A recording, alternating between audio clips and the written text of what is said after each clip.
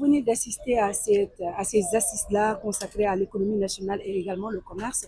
Concrètement, comment vous avez trouvé une telle activité? Oui, je pense que c'est une activité à saluer quand même avec nos partenaires de l'INACOA, qui véritablement, il faut le dire, c'est des partenaires stratégiques dans le cadre du secteur privé sénégalais. Et puisque maintenant on parle du ministère de l'Industrie et du Commerce et la transformation économique véritablement mise en place avec le nouveau agenda 2050, il était nécessaire pour ces activités, pour ce syndicat ou bien cette association, véritablement de faire le point par rapport à la vision de l'État. Et c'est extrêmement important pour nous dans le cadre de la régulation des marchés d'abord, de l'organisation même du commerce, de la professionnalisation du commerce, renforcement aussi véritablement de l'infrastructure commerciale que le ministère du Commerce véritablement est en train de mettre en œuvre.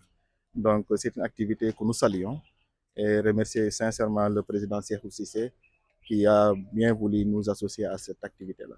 Tout à l'heure, vous avez également participé à un panel. Est-ce que vous pouvez revenir un peu sur la quintessence du thème débattu?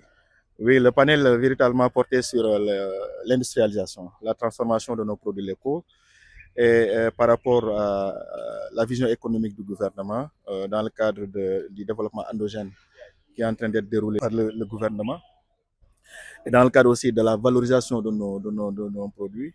Et véritablement, nous avons voulu mettre en exergue véritablement quelques indicateurs économiques, à savoir les importations de produits alimentaires et spécifiquement les importations de produits agricoles qui ont dépassé les 1000 milliards en termes de valeur.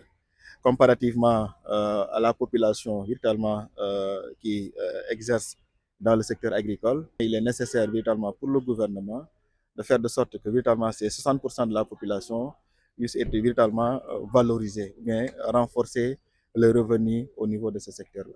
Voilà, nous allons également parler du gel des importations concernant un peu la banane également. Concrètement, à quoi vise le ministère à travers une telle décision? Oui, c'est la suite normale véritablement du processus d'accompagnement de nos filières agricoles, des filières prioritaires. Et la banane fait partie de ces filières prioritaires au Sénégal. Rappelez que la banane, c'est plus de 10 000 acteurs qui véritablement évoluent dans cette filière et 80% de cette production est concentrée dans la région, dans la zone de Tamba de Sédhiou où nous avons un fort taux de pauvreté. C'est une filière aussi naissante qui nécessite ou bien, véritablement un accompagnement de l'État. Raison pour laquelle l'année dernière, et c'était la première fois qu'on a pris une première mesure de gel des importations pour 3 mois. Et cela, véritablement, est le résultat conjoint entre l'État et les acteurs pour augmenter ou booster la production. Nous avons présentement, selon les prévisions du ministère de l'Agriculture, 115 000 tonnes attendues, avec un besoin de consommation estimé à 12 000 tonnes par mois. Donc, je pense que cette production-là, véritablement, aura la capacité de couvrir les besoins de consommation du Sénégal sur les 6 prochaines années. 6 prochaines. Un gel temporaire? Combien de C'est un temps? gel temporaire. Nous avons mis en place un comité de suivi, véritablement des stocks, des prix et véritablement de la qualité. Donc, il y aura des réunions de manière régulière avec tous les acteurs pour véritablement statuer sur l'évolution du marché.